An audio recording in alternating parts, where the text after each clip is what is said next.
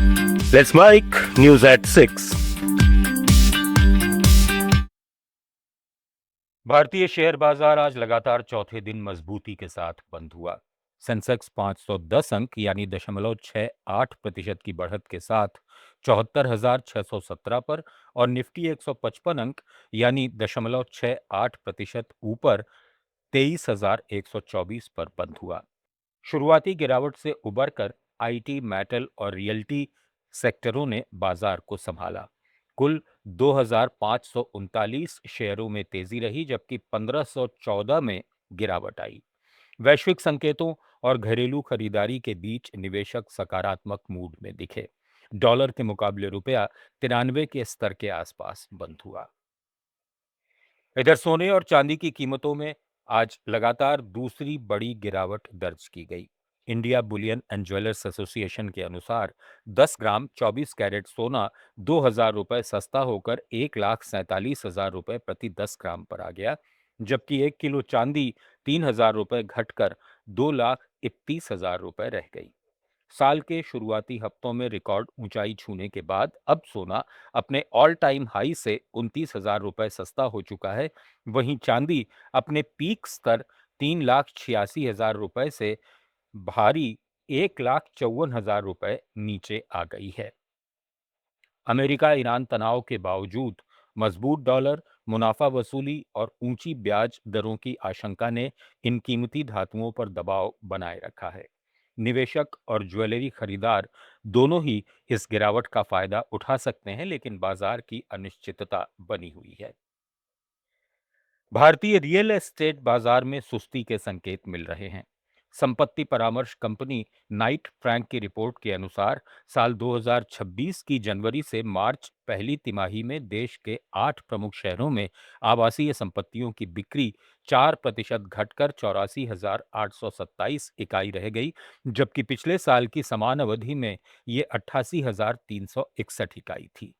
ऊंची संपत्ति कीमतों और पश्चिम एशिया में चल रहे संघर्ष से उत्पन्न वैश्विक अनिश्चितता ने खरीदारों की मांग पर दबाव डाला है। मुंबई, दिल्ली एनसीआर और पुणे जैसे प्रमुख बाजारों में बिक्री घटी, जबकि बेंगलुरु, हैदराबाद, चेन्नई, अहमदाबाद और कोलकाता में मामूली बढ़ोतरी दर्ज की गई। नाइट फ्रैंक इंडिया के चेयरमैन शिशिर बैजल ने कहा कि कई वर्षों की तेज वृद्धि के बाद आंशिक स्थिरता स्वाभाविक हो सकती है, लेकिन लगातार बढ़ती कीमतें और भू राजनीतिक तनाव खरीद क्षमता को प्रभावित कर रहे हैं, जिससे आवासीय मांग में नरमी देखी जा रही है। नई आपूर्ति भी 2% घटकर 94,855 इकाई रह गई है।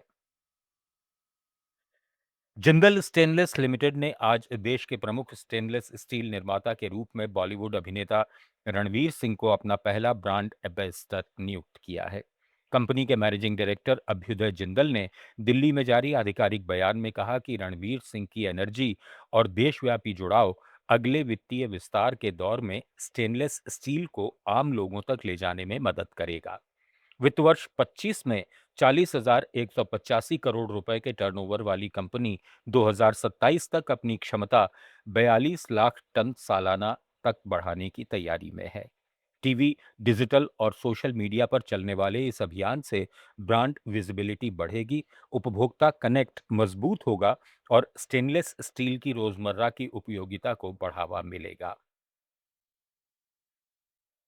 अरुणाचल प्रदेश सरकार ने 2025 से 35 तक को हाइड्रो पावर दशक घोषित किया है। इससे अगले 10 साल में 2 लाख करोड़ से ज्यादा निवेश, सालाना 4100 करोड़ रुपए की अतिरिक्त आय और पूरे क्षेत्र की अर्थव्यवस्था को नई गति मिलने की उम्मीद है।